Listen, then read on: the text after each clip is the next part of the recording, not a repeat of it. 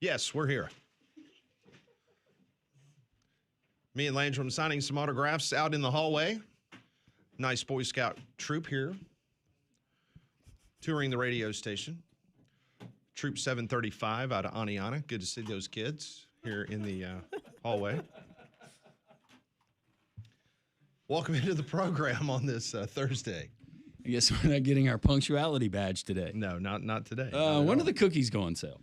Soon. I don't think they do that. I think that would be the Girl Scouts. But I was just thinking about things you get guilted into buying, and usually it's calendars for kids, sports calendars and coupon books and stuff like that. But I am always a sucker because I don't eat the cookies, but I will always buy multiple boxes of the cookies from those sweet girls outside the grocery store. Good for you. Do you not? No, I do not. You probably don't. Well, I mean, you keep in mind, I've raised two kids. Well, that's true. I've had to. They're not pulling on your heartstrings. I've had to basically, even when they get to high school and they're playing varsity sports, you're still paying and asking grandparents and everybody else for money. Yeah, I know. It's not. You could play at the largest school and you're still have to. Well, it's like this is going to uniforms, and then you go and watch them play. Did you really need 7 different uniform combinations? Uniforms and for travel ball, spirit packs, and all that good stuff. Oh yeah, it's good stuff. Welcome into the program. This is 3 Man Front. If you've accidentally came across this radio show, we're on 4 hours every single day, and we do talk sports. That's what we'll do today. Coming up at 11 o'clock, Rodney Orr from Tider Insider, Rob Pate, former Auburn DB. Outside of that, we're wide open. We've been so guest heavy for most of the week. We want to hear from you. 1-800-239-WJOX, the courtesy GMC text line, always open at 205-834-9450. Last night in basketball, the Auburn Tigers did not look good early. Down 14 points. Largest comeback of the year for the Auburn Tigers. Their 4th consecutive win. They knock off Texas 88-82. I go back to that interview, Landrum, we had with Stephen Pearl earlier this week when Stephen Pearl said, this is the most dangerous team in the SEC, in my opinion, the Texas Longhorns, and they showed it last night. Yeah, and you saw guys like Camden Heidi that we talked to here on we talked about on the program yesterday, said he was the Purdue transfer. He was on fire in the first half, ended up 5 of 6, but as Stephen Pearl told us on Tuesday when he joined us, they've got different guys that can take over a game at any time. You saw the hot shooting early, but it was the veteran leadership, those 3 veterans he talked about, in Overton, what he was able to do, even Murphy only having, 4 points, a handful of points, what he was able to do on the boards, and then, of course, Keyshawn Hall waking up in the second half. So, unlike what you saw Missouri when they were in Tuscaloosa a couple of nights ago, Auburn hit 29 of 39 free throws, which was huge. And Tigers hit a season-high 11 three-pointers. They were hot as fire from the outside last night. And this is the stat that just blows your mind. Auburn scored an absurd 85.7% of its possessions in the second half. They only had 4 empty trips down the court in the second half. That's remarkable. That is, I don't know if I've ever seen that stat before. Now that you say it, 4 empty trips in the second half. And we're not, you think about it in football, okay, fine. You're playing an Army, depends on the offense. But in basketball? 4. That's it. 4 empty trips. That was it for Auburn. That's efficiency. I don't know how that goes into your whatever rating. Well, when you shoot 68% in the second half from the field, I mean, that helps. That helps. Keyshawn Hall, man, just a great stroke. 31 points, Overton. Him and Hall, they combined for 42 points. Auburn now 9-1 at Neville Arena. The only loss. The controversial loss. Yeah, the Asterix, the Conrad Buckyball team that got out of there with a questionable win. Yes, they do. But Auburn goes to 5-3, and you look at the rest of the schedule. You still have the likes of LSU. You got Mississippi State, Oklahoma on the road, but that's a 1-7 Oklahoma team right now in conference play. If Auburn just goes 5-5 in conference play with the 10 remaining games that they have, you're still looking at a 10-8 conference record. You would think strength of schedule, net rankings, all of that. I mean, I think they could get up 7, 6. Well, no, I was going to say they could find themselves up to a 5 if they run and do some things here in the second half, depending on who they beat. True. Would you rather be a 5 seed or a 7 seed? I would probably want to be a 7-10 matchup as opposed to the 5-12. 5-12. I think it's just 6-1. Yeah, I They mean, I half know dozen the 5-12 other. is a we gravitate to that every year. historically, yeah. So based on the latest, Auburn's a top 30 team in the net. They're 28 in the net right now. So and that's updated after last night's games. So big win for Auburn against Texas. I was reading some of the Texas media last night, and they were just befuddled how they played that well. And then all of a sudden just The second half. just Auburn just took the air out of it and took care of business. I don't know how you pronounce the Volcagitis guy. I tell you what, I was doing the UAB game last night. Big win for the Blazers. Down Yeah. in San Antonio. It was. Win. Blazers now perfect 4-0 in conference play on the road, but we haven't won a game at Bartow. That Convocation Center is interesting. Yeah. Anywho, UTSA plays in. I was sitting there doing the UAB broadcast, but of course I had the Auburn game on and I was watching it. That was a physical game down low. I mean, Jovic and Bavlanitis. Yes. They tied up several times. Yes. There was no love lost between the two No. Europeans. No, maybe their countries don't like each other. I'm not really sure, but they acted like they wanted to go out in the parking lot. And And finish the that. refs are having to keep an eye on it. Yeah. They had their own little separate game going on. Yes, they did. And I loved it. And it was fantastic. Yeah. I don't think he didn't care about scoring. He was just not going to let that big guy manhandle him. No, it was like I was talking to David Sears, our producer, last night on the UAB broadcast, and I said, David, I said, you got the Auburn game on in your studio there at the station, because man, I said this thing's getting physical, and he was like, man, I guess I need to turn it on. He goes, now is this kind of like Bill Lambier and the old Detroit Pistons kind of thing? And I was like, no, it's not that bad, but man, they're playing physical down low. So big win for Auburn. Volcatitis. Okay, good. So, sure. Yeah, we knew who you meant. He's from Lithuania. Yeah. Other games in the SEC last night, Florida just, man, that was. They got.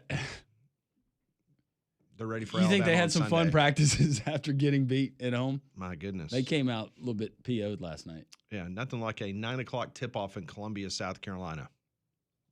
But this guy, I'm sorry, going back to last night, though, the big guy for Texas, that's the guy I saw at Bartow last year for FAU. Yes. Mm-hmm. That's him. And thought, you know what? He's a really good player. But you know what? If you Why is remember he not last at a year's, Power 4 school? And there it is. But if you remember last year's game, he was one that Oh, he was. he likes to throw those elbows. Yeah, he went high a few You're times. 7 foot. You don't have to be cheap. Yeah. Florida easy winner last night over South Carolina. Mississippi State, how about that? They go on the road to LSU. LSU was actually starting to feel like, hey, we might win another game in the SEC. And Mississippi State comes in and slaps them around 80-66. And the game of the night, outside the Auburn-Texas game, Tennessee in overtime over Georgia 86-85, which I was happy of because I had the over. Oh, and good. it needed overtime to hit the over. Oh, that's yeah. beautiful. Yeah, that was fun. Is that the second straight heartbreaker for Georgia that they've had? They've had a couple of close losses. Mm-hmm. Yeah, Georgia continues to have a very, very. They're climbing in the net. They're currently at 34. So yeah, the SEC they've looking really good in the net. Not anybody in the top 10, but as we mentioned earlier this week, it's a situation with Rocco Miller where he pointed out that it might not be top heavy, but the middle of the league looks really good right now. So we'll see how many teams they get into the NCAA tournament. So a little bit of news on the Alabama front. We talked a lot yesterday about Charles Bediako, the eligibility lawsuit against the NCAA. It has now been officially reassigned to Judge Daniel Pruitt after Jim Roberts, a UA donor, recused himself. Pruitt, if that name sounds familiar, he is also the judge in the Darius Miles capital murder case.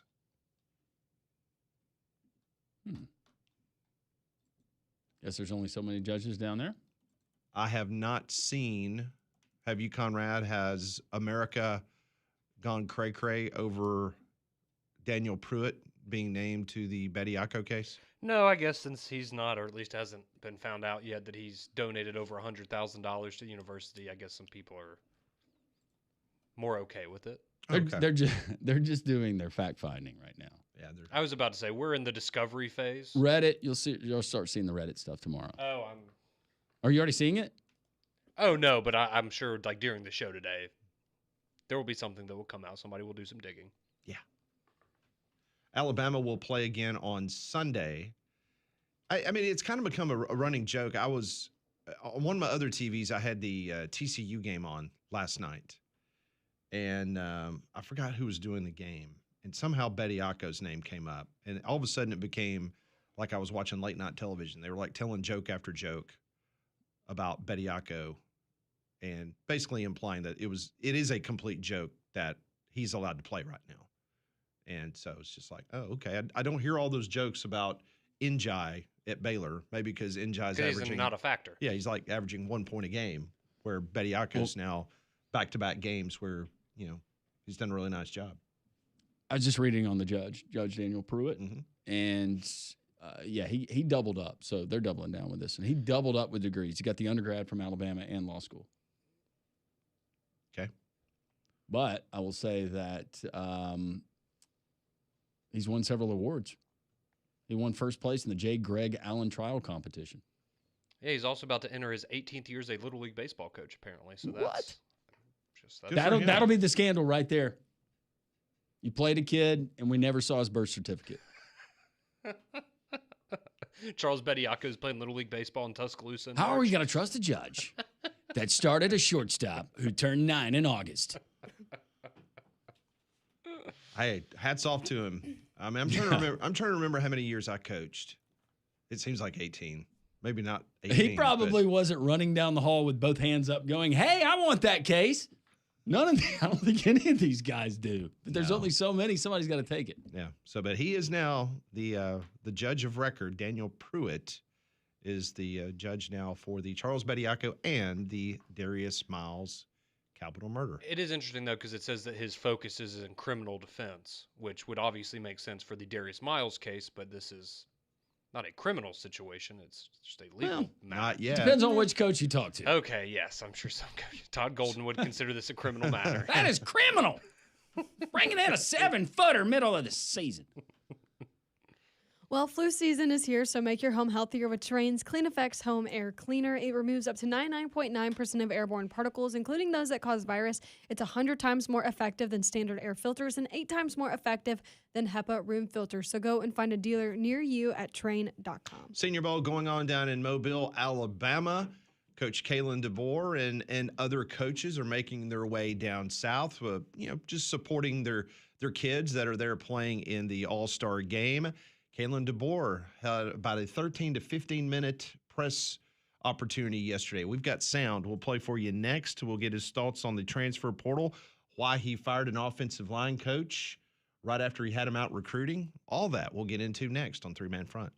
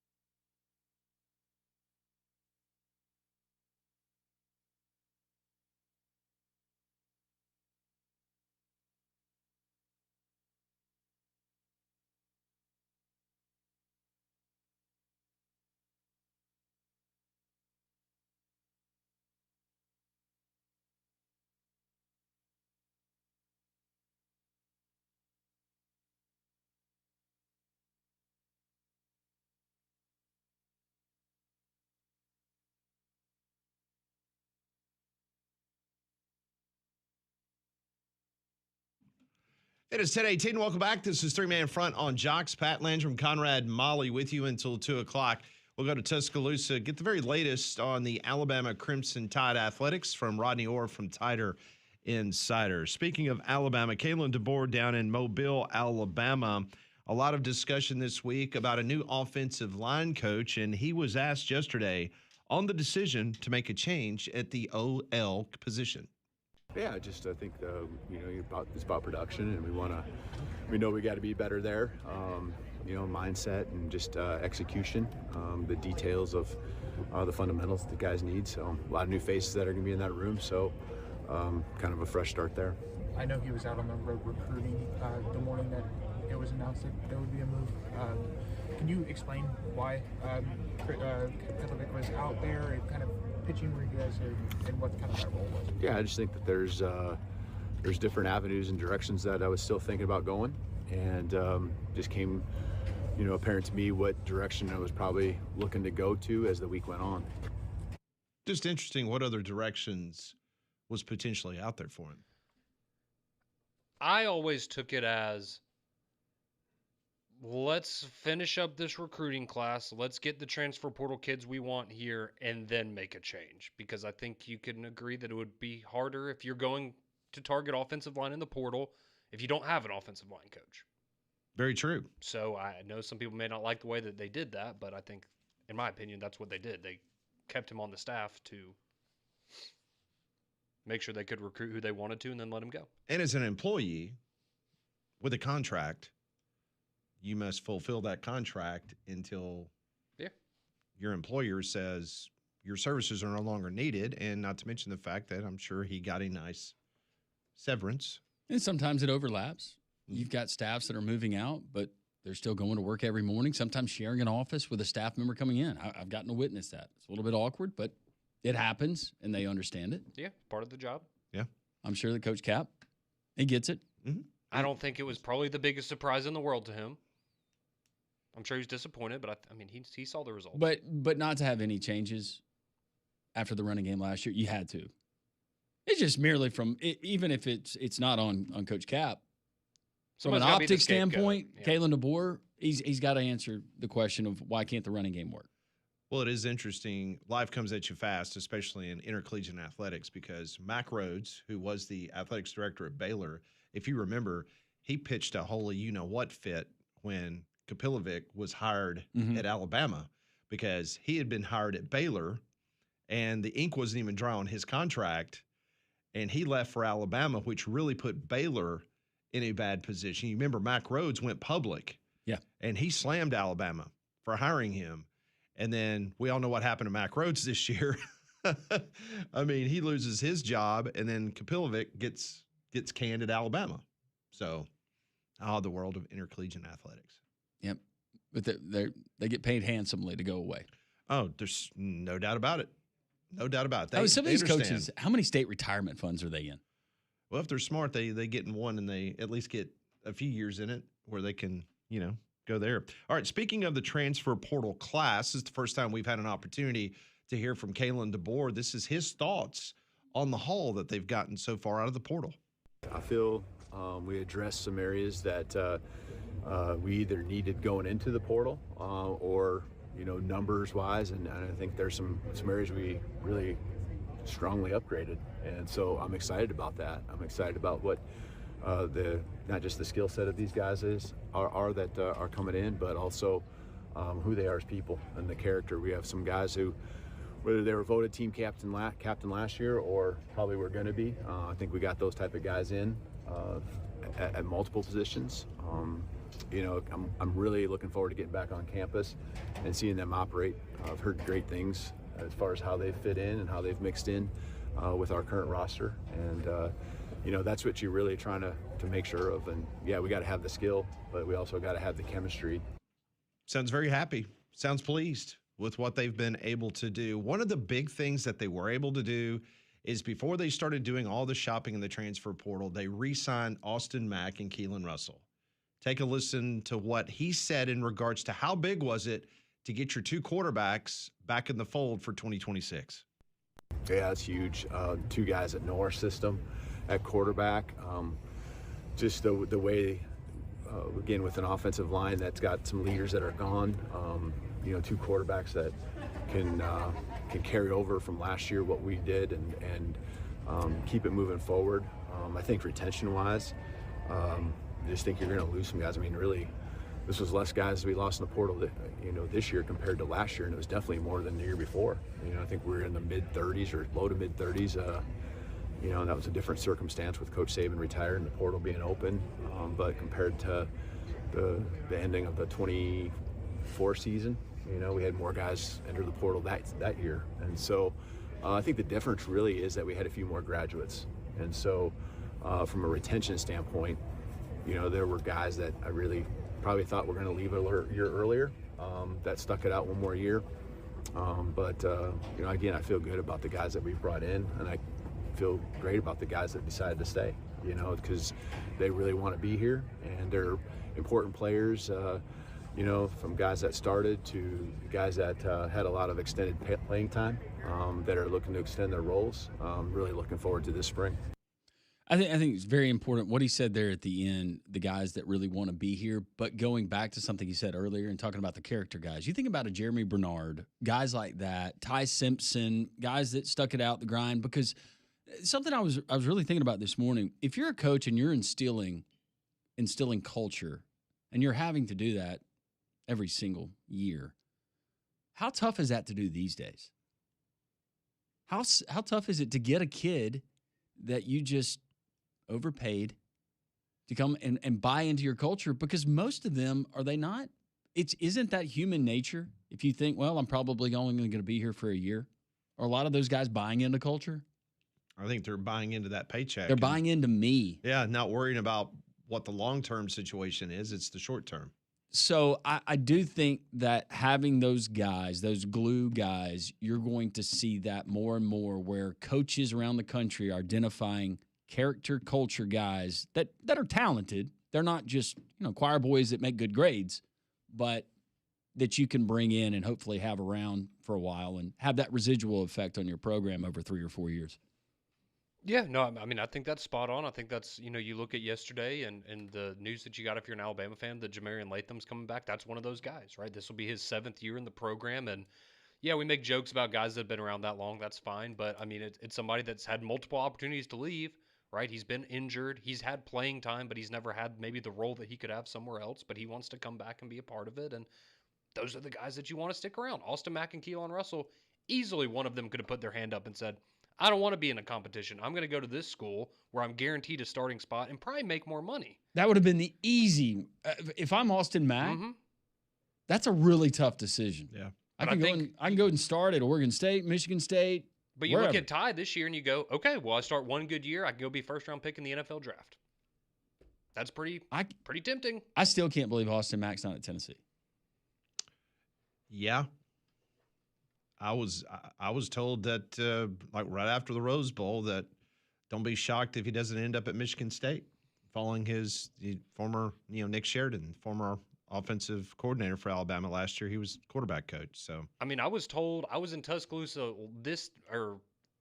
about a year ago for their first spring practice when they had their first press conference, and that was what everybody was talking about was that Austin Mack, he's gone. That was over a year ago. Yeah, and he's still somehow there. Sure it's is incredible. So, of course, with the biggest story in Alabama athletics over the last couple weeks has been Charles Bediako. So you got the head football coach of the University of Alabama. So you got to ask him, right? You got to ask him his thoughts on Charles Bediako. Here's Kalen DeBoer's response.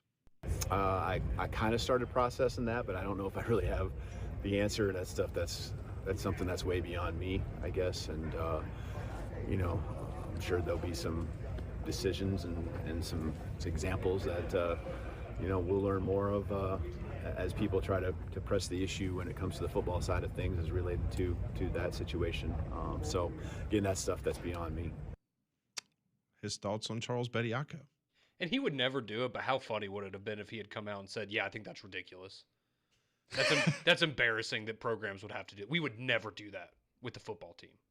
He would never say that. But you think in the middle of the season, if I could have gone to the UFL and gotten a kicker, yeah, there you go. I wouldn't have done so, but I did, and we stuck it out. And look at Connor.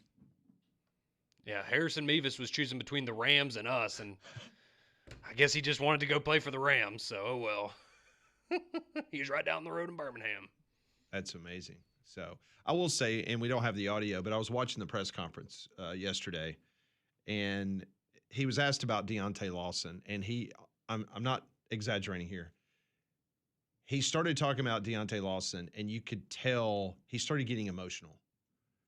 And if you remember after the Rose Bowl, who was the one player that was emotional himself after the game? He just played his final game at the University of Alabama, but he was just a staunch defender of Kalen DeBoer and how incredible Kalen DeBoer is going to be for the University of Alabama, and that was Deontay Lawson.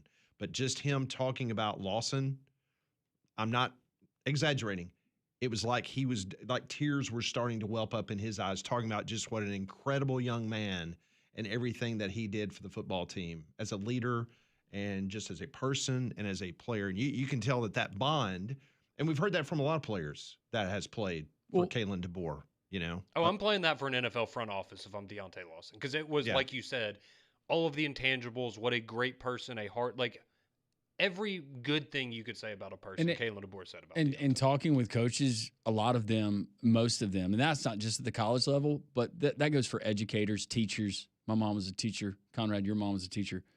That is their high, is when the light bulb goes off and they see what they started with. You've seen a person grow spiritually, physically, as a player, as a person. I can see why Kalen DeBoer is getting choked up, because guys like Deontay Lawson are probably the reason that Kalen DeBoer got into it when he was at Sioux Falls. Yeah.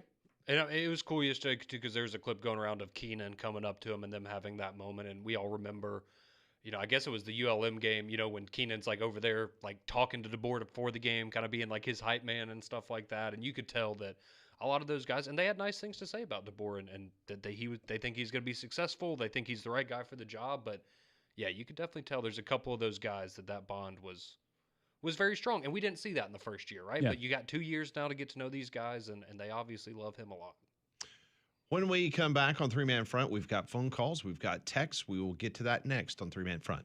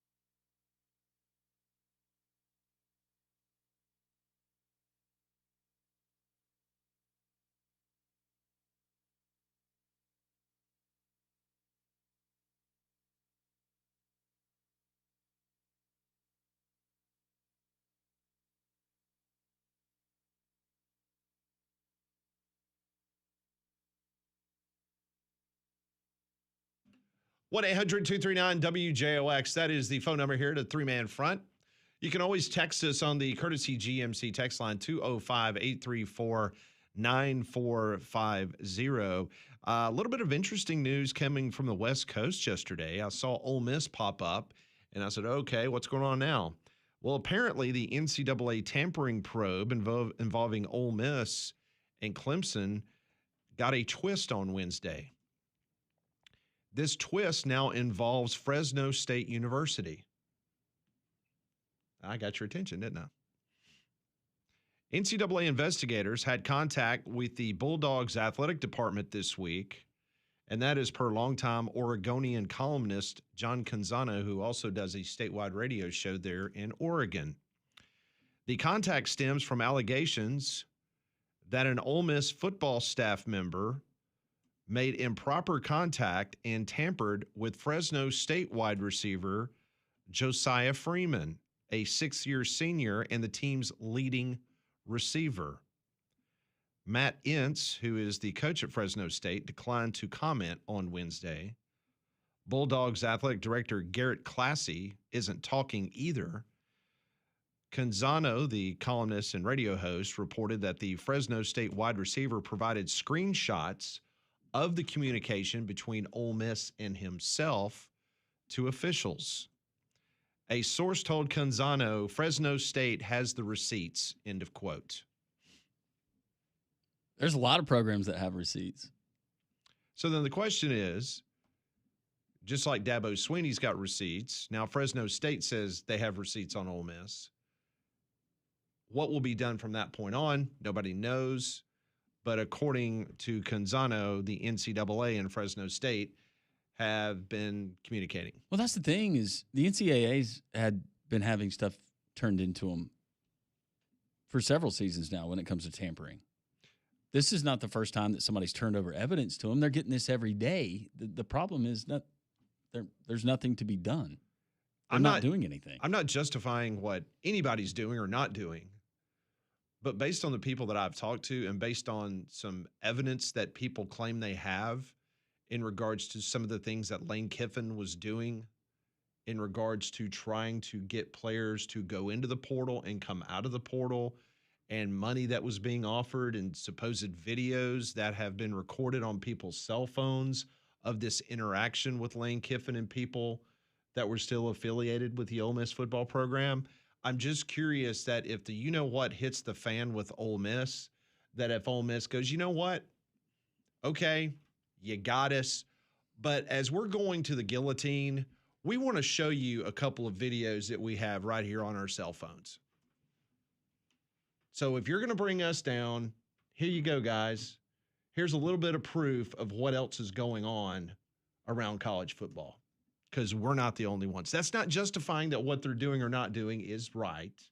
I'm just pointing out that if you're going to get one, you need to get them all. Or if you're not getting any reaction, you're not getting any traction, they don't react to the evidence that you have, why don't you just take it and put it on every social media platform out there?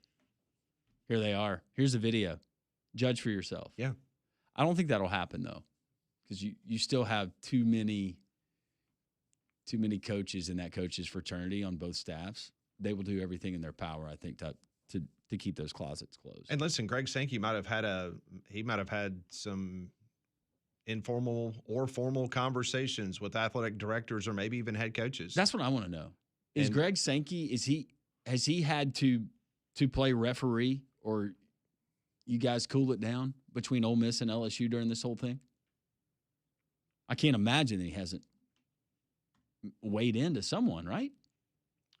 I mean, I would suppose that maybe he had a conversation with athletic directors. Or is there too much else going on for Greg Sankey right now? I mean, they have meetings all the time with the conference, so I'm sure that was probably one of those bullet points that have come up over the course of not just the last few weeks, but even before Lane Kiffin, went to LSU. I'm sure that was a point of conversation in these meetings. It's not like it just started happening. No. I didn't know the nature or the role of the commissioner and nowadays everything plays out in the media, but what he thought on the circus that was LSU, Lane Kiffin, and Ole Miss. Well, I do know it was a different time, but I can tell you with a absolute certainty, because I was privy to these conversations, what Mike Slive used to do when things were going awry in this conference. It's a different day, different time, different age. You have to approach things completely different than what Mike Slive and Roy Kramer used to do in this conference.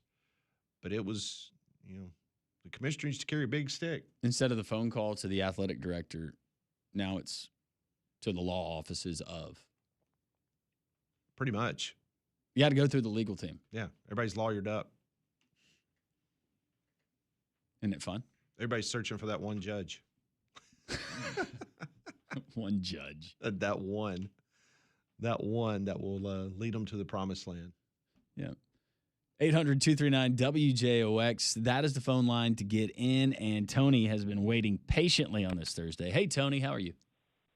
Hey guys, I'm glad that you took my call. I've had a question for about a week, and I've called y'all several times, but I was busy and I had to hang up. But I was wondering, and I was listening to your interview yesterday morning with one of the ranking services, and after Indiana did what they did this year and the last year, actually.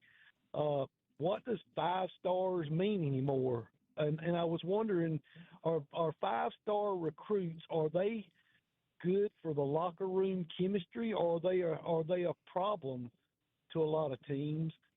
And but the question I was really wanting, I would like to hear your comment about that. But another caller last week called Steve Pearl Mini Pearl. I thought that was sort of cute. It fits. It fits, and that sounded like a compliment to me, but it was before the Florida game, and I was wondering what he thought after the game. But my question about Charles Bediako is, why did he get to come back to the University of Alabama? Why did he not go into something like the transfer portal so other teams could have competed for his talents? Why was it just that he got to come back to the University of Alabama? That seems odd to me. And I'll hang up and listen if y'all have a comment. Thank you. Appreciate it. I think Charles Bediako, if I'm just speaking for him, it was familiarity, going back, playing for a coach that you're very familiar with, in a place that you're familiar with. But I think also from the Alabama side, or from the Charles Bediako side, this is probably the quickest way to get you back on the court. Yes. And he also knew that because of all the injuries, there was a need. Yes. But I think more than anything, just being familiar with the program, the coach, the offense, the school, just everything just lined up. Speaking of Bediako. On the 5-star thing, not necessarily. There's been 5 stars. Was Ty Simpson a 5-star? Out of high school, yeah. Yes. Yeah, so out of high school, you got guys like Ty Simpson that are 5 stars that are great for the locker room. Mm-hmm. Sometimes you get 5 stars that come in, they're prima donnas, but not necessarily because you're a 5-star doesn't mean you're a negative impact on the culture. Well, and I would just say, again, these are completely different situations and everything, but it kind of reminds me of when he's asking the question of why he came back to Alabama and how all that worked. Like, I go and look at, people go and look at the Phillip Rivers thing as, oh, that was so crazy, he came back. The reason the Colts signed him is because he ran the Colts offense at the high school, whatever the high school he runs down in Mobile. He knew the offense, so he could immediately come in, step in, and pick right up. Just like with Bediako, you don't have to teach him the system. He's played in it. He knows. Put him right in, and you're good to go. Makes it a little bit easier. All right, so court documents. This just in. Court documents are being released as we speak. That the Charles Bediako hearing on his temporary restraining order request for preliminary injunction now has been rescheduled for February the 6th. So that will be the next time that he will get in front of the judge. Right before on February 6th. Right before the Auburn game. Imagine that.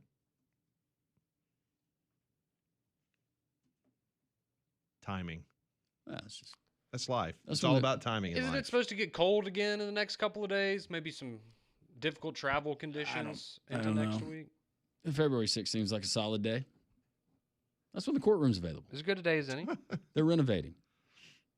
That's when they needed the courtroom. So you'll get him for Florida and Texas A&M, and then cross your fingers for the IBOP. Then Charles Bediako will be there. Yeah, yeah.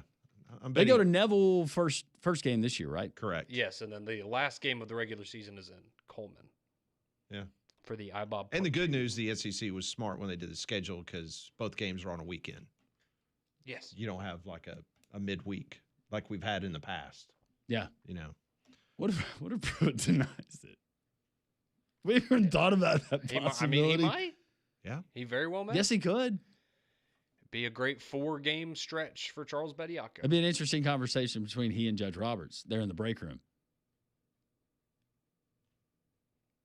So then what happens if he loses that, but then he appeals it to another court? I think we know that's what would happen. And then he would be back on the court, and then we would go through this whole thing again. Yeah, a judge somewhere would then give him a temporary restraining order that would allow him back on the court. Something as tells it's being me, appealed. yeah, they could kind of stack these up until the end of the season and then deal with it. Be okay. Maybe you have a judge travel with you during the tournament. I wouldn't be surprised to find out that you had a legal Emergency consultant hearing, that traveled we got along it. with your Ballroom B. Be there in 5 minutes.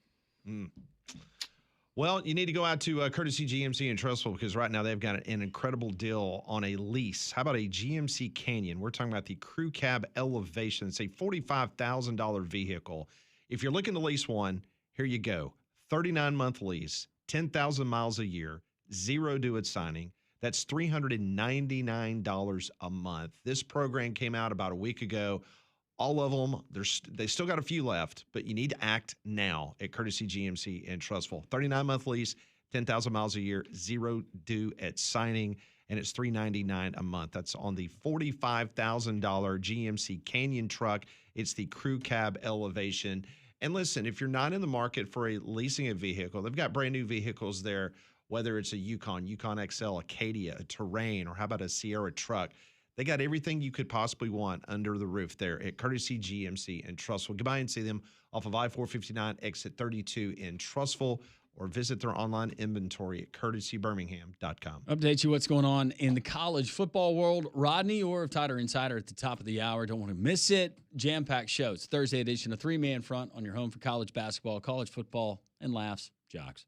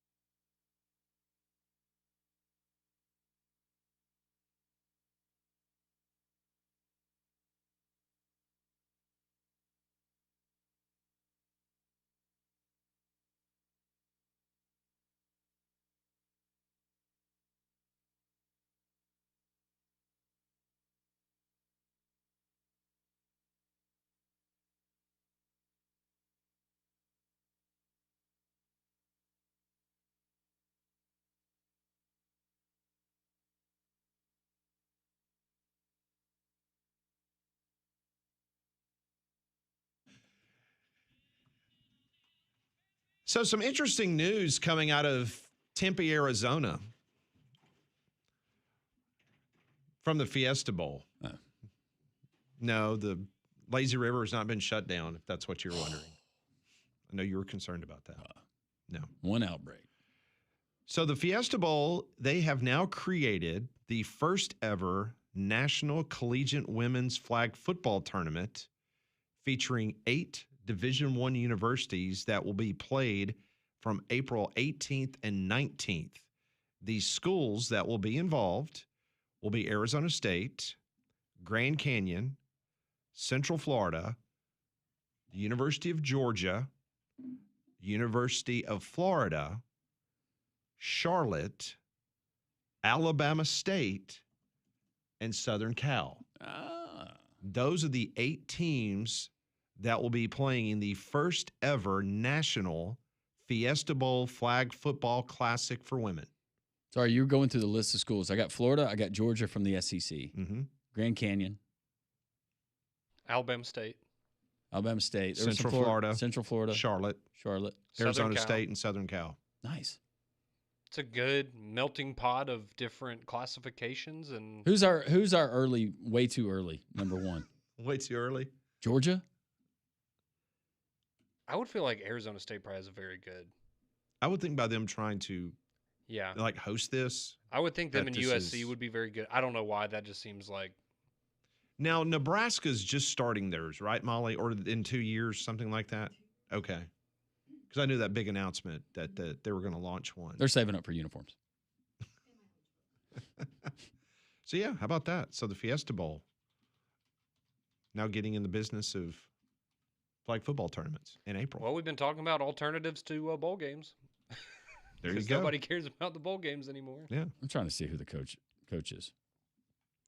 It is interesting. I'm sitting here looking at the logos, and like Central Florida on their logo, it's the typical Central Florida logo, but it says UCF Women's Club Flag Football, and underneath the Florida Gator logo, it says Club Flag Football. So I guess they have these club teams that try to get games. I suppose that it's similar to like the Alabama and Auburn hockey teams, right? Because they're club. Correct. And then they just go and they try to play whoever they can. Who was it? Oh, it was Molly. Molly was telling me when you were flying recently, was it the Alabama hockey team was on your flight? Wasn't that right? Oh, yeah. It was when I was going to You were going Tampa. but you were going to Baltimore first, Yes, right? my layover was in Baltimore, and I think it was the Alabama club hockey team. Yeah, you told me they were going up north somewhere. Yeah, I like overheard they had a tournament, or Yeah. we're playing like I think in Buffalo maybe. Yeah, I think that's what you Maybe. told me. Yeah. But yeah, they were on my flight. Yeah. Have you ever been to an Alabama hockey club team? No, I have not. When I was in college, one of my roommates, he was on the club baseball team, which is obviously a little different. But I mean, they would do the same thing. I mean, they'd go and travel and played like the Ole Miss club baseball team and stuff. Yeah, they Had club baseball teams? Oh yeah. Mm-hmm. I knew there were other club teams. I didn't know baseball was. And I one. know they had, and they may not now, but I mean, this was when I was in college, like 10 years ago. Yeah, no, I mean, they would travel around and compete. And I know I think they had one guy that like ended up walking on the Alabama, but like he actually went from the club team and walked on to the actual baseball. They had club ice hockey, club lacrosse, club other sports, but not baseball. Well, when I was at UAB, the football team was club. That's right. I had a ton of fraternity brothers that, yeah. played on the UAB club football Well, team. remember Wimp Sanderson telling the story about coaching the JV baseball team in Alabama. Yeah. I forgot about that. Yeah, you're right. It's also crazy that they had a JV college, that there was that split. Well, back in the day, freshmen could not participate. Yeah, that's true. And so you would have the freshman or the JV team travel during the week. Yep. Just like you do in high school. Yeah. That was great. Mm-hmm. It was great for the younger players. You get to go and stand out on a Tuesday night with nobody in the stands. I assume that Alabama and Auburn both have flag football club teams, I suppose. Surely. With those the two I would big schools think like so, that, I but would yeah, I'm assume not that they sure. have. I would think so. Of course, I was unaware until I saw this press release that Georgia and Florida had one. But they've got everything else. I've seen here an Auburn University fishing, like competition bass fishing boat. Yes. Ooh.